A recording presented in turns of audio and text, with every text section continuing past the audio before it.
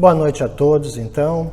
Mais uma vez, aqui estamos na nossa casa, nossa Legião Espírita, dando início a mais uma divulgação doutrinária, como sempre, com a nossa prece de abertura, onde pedimos a Jesus, aos benfeitores espirituais, que nos assistam em mais esse momento que é de comunhão fraterna, onde procuramos traduzir, levar a palavra dos bons espíritos acerca dessa doutrina consoladora. Especialmente nessa época em que não podemos estar interagindo pessoalmente, mas a doutrina nos favorece, através desses canais modernos, atuais, da informação, levar sempre e cada vez mais os esclarecimentos e os consolos à luz da doutrina codificada pelo nosso mestre Allan Kardec. Em teu nome, Senhor, em nome dos bons espíritos, abrimos então o encontro dessa noite. E que assim seja.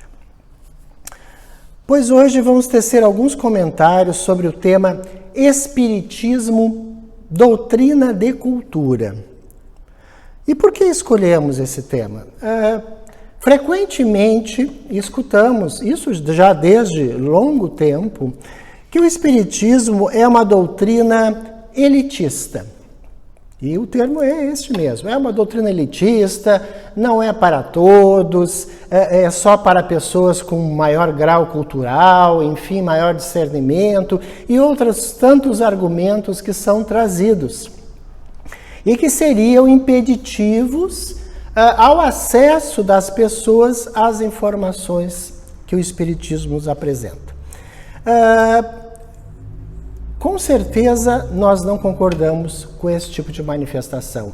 Elitismo prevê uma espécie de separação, né? Algo que efetivamente promova um divisor de águas, que impeça, acima de tudo, o acesso das pessoas interessadas aos princípios de uma ideia, de um conjunto de ideias, no caso, a doutrina espírita.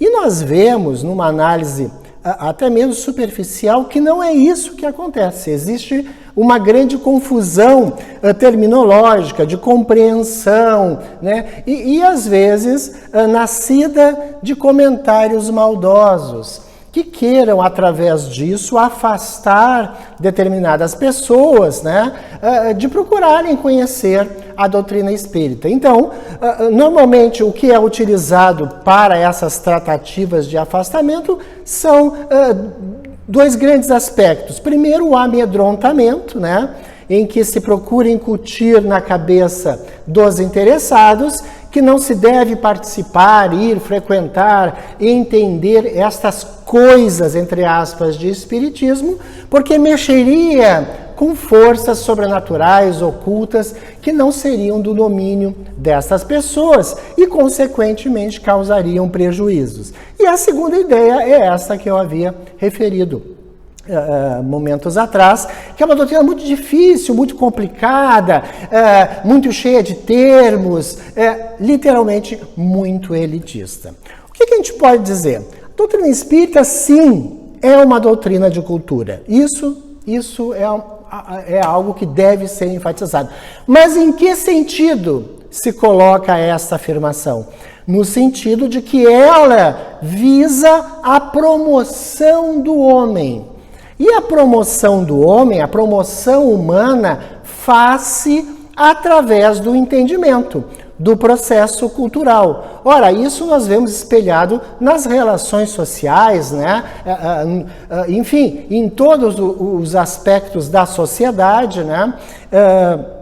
Que quanto mais nós conhecemos um assunto, quanto mais nós dominarmos conhecimentos em geral, melhor e maior a nossa inserção, por exemplo, no mercado de trabalho, né? Porque esse maior domínio possibilita a esta pessoa, a este interessado, um trânsito que flui de uma forma especial. Então, nesse sentido, o Espiritismo é uma doutrina de cultura, sim. Por quê? Não coloca para as pessoas interessadas, apenas uma reza, e o termo é este mesmo, uma reza dos seus princípios, ou seja, uma mera repetição, né? Um mero ato de repetir ideias que são impostas, das quais não é possível se afastar, segundo essas outras pessoas, e inclusive princípios que são utilizados por muitas religiões, ou seja, é isso, tem que acreditar nisso, é dessa forma, não pode ser questionado. Neste aspecto, a doutrina espírita é uma doutrina de cultura, sim, porque ela diz, não, é importante questionar, é fundamental questionar, mas para que se questione, ela diz, é preciso naturalmente conhecer. Então, se há uma possibilidade, se há uma abertura para a exposição do Espiritismo, dos seus princípios, seja através da exposição doutrinária, seja através da literatura, será recomendado isso sim, para que se forme um processo cultural de entendimento.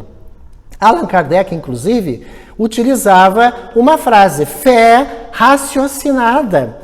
E essa fé raciocinada nasce exatamente deste processo de busca das explicações, ou seja, do entendimento daquilo que é proposto por determinada doutrina, no caso o Espiritismo, que nos faz aderir ou nos afasta. Porque se são princípios impróprios, se são princípios fantasiosos e impossíveis, ao menos na nossa concepção, é claro que nós não vamos permanecer ligados a esse conjunto de ideias, né? Então, não é elitista, anotava aqui, porque não impõe a nenhum interessado em conhecê-la, por exemplo, a imersão em livros complexos. Quem são os interessados em conhecê-la? Os que assistem às palestras, que vêm ao Centro Espírita de palestras, os que vêm ao Centro Espírita tomar passes, por exemplo, os necessitados de atendimento fraterno e outras... Ou seja, são pessoas que vêm à sociedade em busca de algo, mas mesmo em busca de alguma coisa, seja no sentido somático, da solução, ainda que não ocorra, de questões somáticas, de questões psicológicas, de perdas, enfim, mesmo para essas pessoas, o Espiritismo não impõe absolutamente nenhuma imersão em conhecimentos profundos. As pessoas vêm à sociedade, são atendidas, conversam de uma forma natural, sem maiores aprofundamentos doutrinários de forma nenhuma e vão embora como vieram, né? Se for do interesse delas, posteriormente retornarão, e se for além disso, retornarão e aí sim serão convidadas ou se convidarão para o aprofundamento. Aí nós temos o quê? Os companheiros, as pessoas, os interessados, que irão sim terão a imersão em atividades mediúnicas, fluidoterápicas, expositivas, que prescindem naturalmente de um conhecimento mais aprofundado, de um conhecimento prévio. Então nós vemos, a partir dessas ideias, que não há um elitismo. As portas estão abertas para toda e qualquer pessoa interessada em conhecer, afinal de contas, o que é o Espiritismo, né? E oferece, por consequência, como contrapartida, né, essa exposição singela, conceitos fundamentais ou simplesmente o trânsito pela instituição, né, no sentido de trocar uma palavra ou outra com um atendente fraterno para o eventual questionamento de problemas pessoais ou mesmo para receber a fluidoterapia através dos passes e da água magnetizada. Essas mesmas pessoas que afirmam que o Espiritismo é elitista dizem que a própria codificação espírita é elitista. Mas vamos fazer uma breve análise. Vejamos bem, a codificação espírita, nós sabemos que começa em 18 de abril de 1857, com o lançamento de O Livro dos Espíritos. O Livro dos Espíritos, portanto, primeira obra. E o que é o Livro dos Espíritos? A estrutura básica. E por que se defende, por que defendemos que não é uma obra elitista? Porque ela se apresenta, a própria apresentação da obra é da forma mais simples possível, ou seja, através de perguntas e respostas. E mais, perguntas e respostas curtas, perguntas simples, bem formatadas, bem formuladas e respostas objetivas. Ou seja, ela facilita sobremaneira o entendimento de qualquer pessoa que procure inteirar-se dos princípios fundamentais da doutrina espírita. Ou seja, não é um tratado de 1.000, 2.000 páginas, não é uma obra que se apresenta com textos longos, complexos, que dificulta muito a compreensão e muitas vezes induzem aos leitores a interpretações errôneas. Então, o Livro dos Espíritos longe está de ser uma obra elitista. Poderíamos afirmar, inclusive, com certeza, que é uma obra popular, pela estrutura, pela forma de apresentação e pelos temas que aborda, que são aqueles temas do dia a dia que nós poderíamos até, no arroubo aqui, né, de interpretação, dizer, são as curiosidades naturais da existência, né? Então é uma obra popular, sem dúvida nenhuma. A segunda obra é o Livro dos Médiuns. E é uma obra que também não pode ser considerada elitista. Dirão alguns, como assim? É um livro sobre evocações, sobre a mediunidade, sobre técnicas de desenvolvimento. Não podemos esquecer que o Livro dos Médiuns vem a atender, na verdade, uma necessidade até mesmo social, dentro da religiosidade ou da prática religiosa. E, na verdade, nem prática religiosa era a prática mediúnica desenfreada. O que Allan Kardec visualizou naquele momento?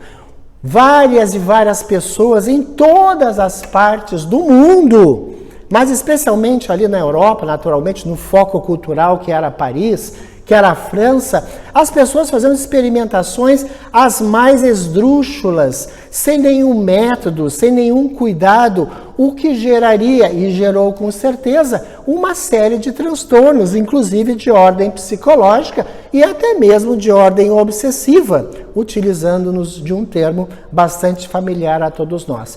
Então, o Livro dos Médiuns se apresenta como um guia, como um orientador, exatamente para modular esta forma de contato com os espíritos, que estava descontrolada. Fosse elitista, e ele se apresentaria como um tratado mais hermético do que aberto, né? Traria fórmulas, traria sistemas complexos, né? Extremamente difíceis de gerar entendimento, para exatamente preservar-se, né, como sendo algo de suma importância, algo transcendental que só poderia ser alcançado por iniciados. Na verdade, não. O Livro dos Médiuns volta-se para todo e qualquer experimentador da mediunidade. Portanto, longe está do elitismo alegado.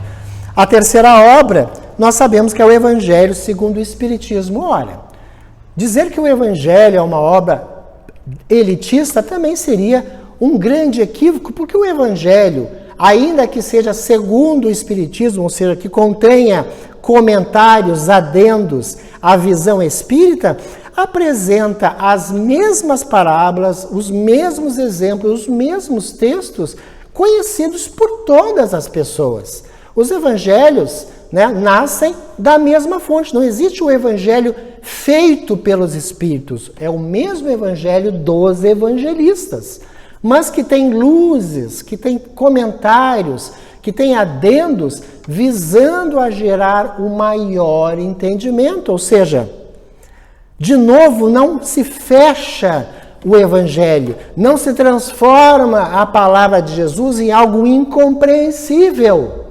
O que se faria caso se visasse atender a apenas uma elite, ou seja, separando-a da população em geral. Antes, aclara, simplifica os ensinamentos. O Céu e o Inferno, que é a obra seguinte, é uma obra consoladora. Sim, consoladora, porque apresenta conhecimentos relativos, conceitos relativos a céu, inferno, purgatório, que eram ideias tradicionais, e junta comunicações de espíritos, ou seja, o que há de elitista nisso? Pelo contrário, é uma obra que consola, por quê? Porque apresenta visões do chamado inferno, do chamado purgatório, que nada tem a ver com aquela ideia mantida até então por muitas religiões.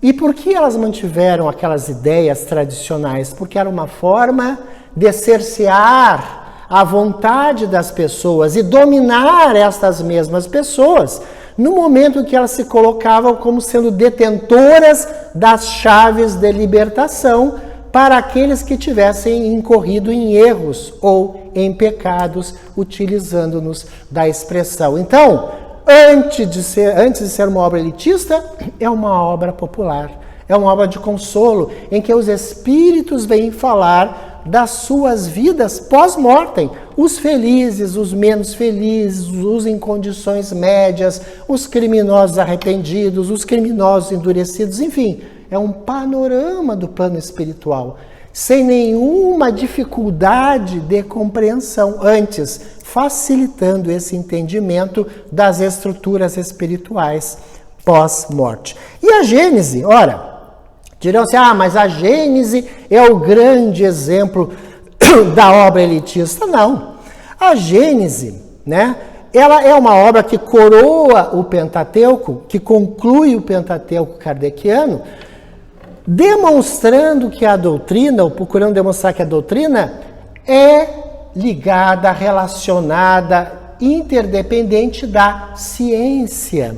Da ciência, porque ela fala da formação da Terra, da Lua, dos astros, faz uma trajetória em torno dessa uranografia geral, se assim podemos chamar, né?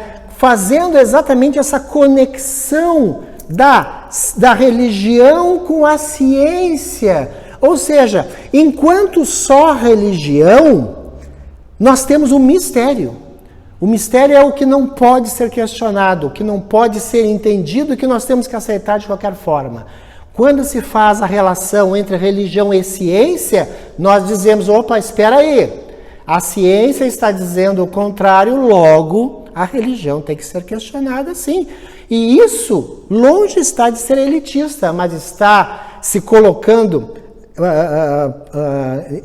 em uma situação de abertura para uma análise que é material, que é física, que pode e deve ser medida, ou seja, facilitando o entendimento, a compreensão.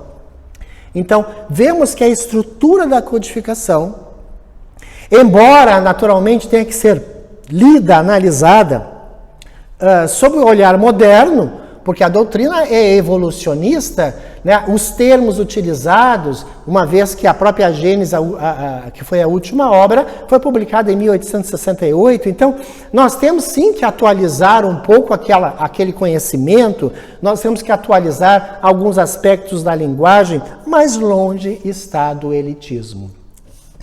E para complementarmos essa análise com relação se a doutrina espírita é uma doutrina elitista, e na verdade ela é uma doutrina de cultura e não elitista, vamos ver rapidamente a obra de Chico Xavier, o maior exponencial, o maior expoente, né, da mediunidade e um dos maiores desenvolvedores, se não o maior, da doutrina espírita. Vejamos bem. Muitas pessoas dizem, o espiritismo é elitista, e dizem, argumentando o quê? A primeira obra recebida por Chico Xavier foi Parnaso de Além Túmulo, em 1932. Talvez uma em cada 30, 40, 50 pessoas, não tenha esse dado, tenha efetivamente lido esta obra.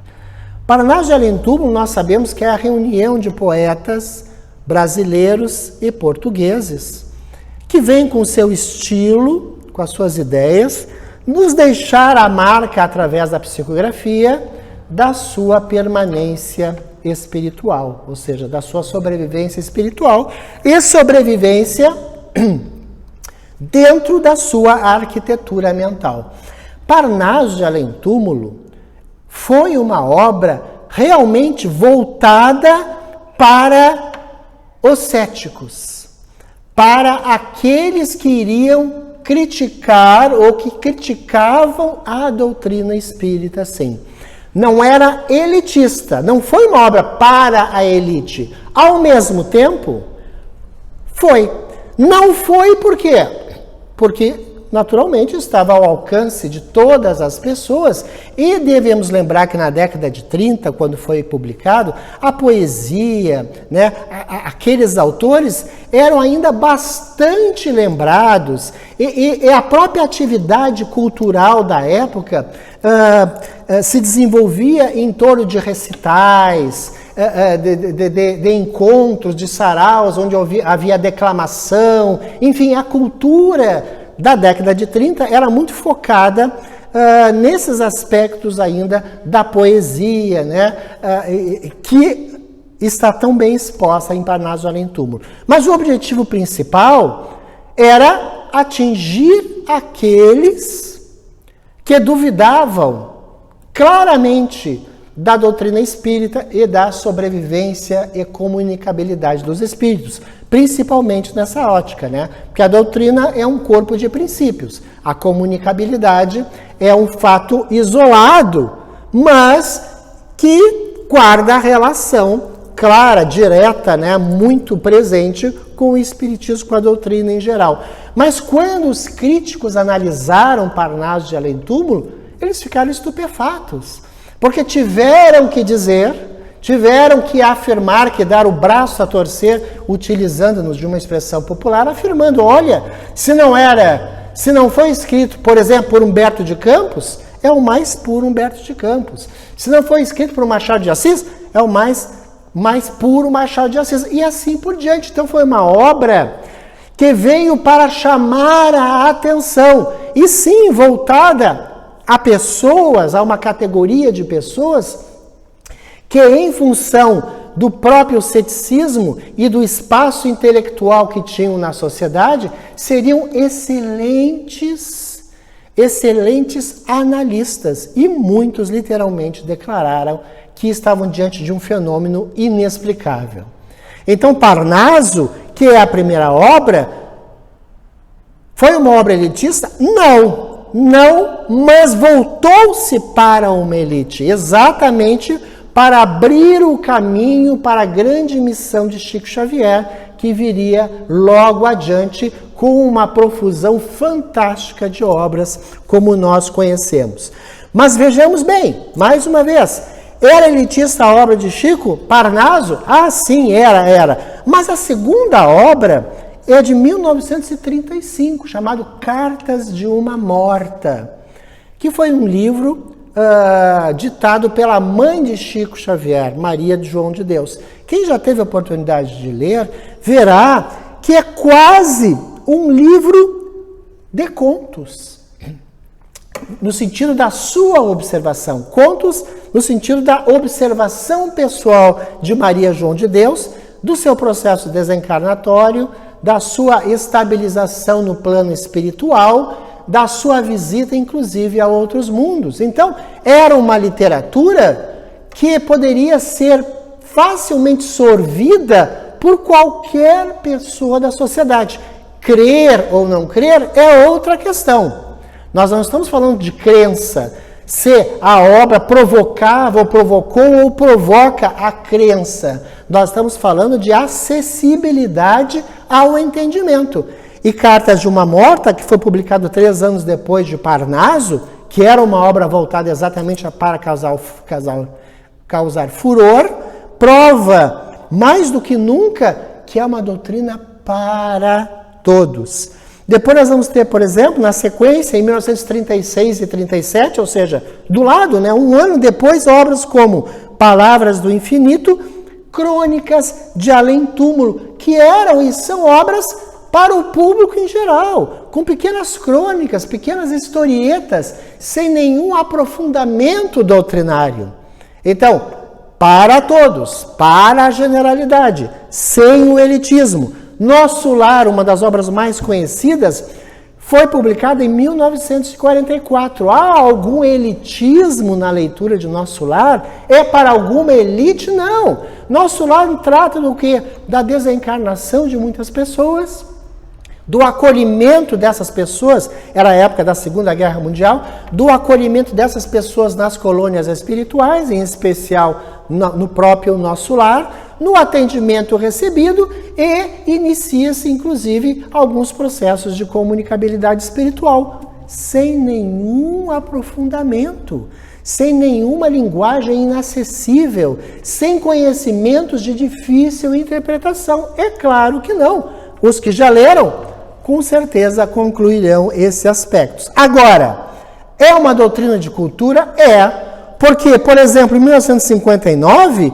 foram lançadas 2 obras intituladas Evolução em 2 Mundos e Mecanismos da Mediunidade. Estas sim, obras voltadas especificamente para aquelas pessoas que têm dentro da sua bagagem de conhecimentos, dentro das suas atividades laborais, conhecimentos bem mais profundos de física, de química e de biologia. Por quê? Porque a doutrina espírita é realmente uma doutrina de cultura, que é a proposta do nosso encontro da noite de hoje. É de cultura? Sim.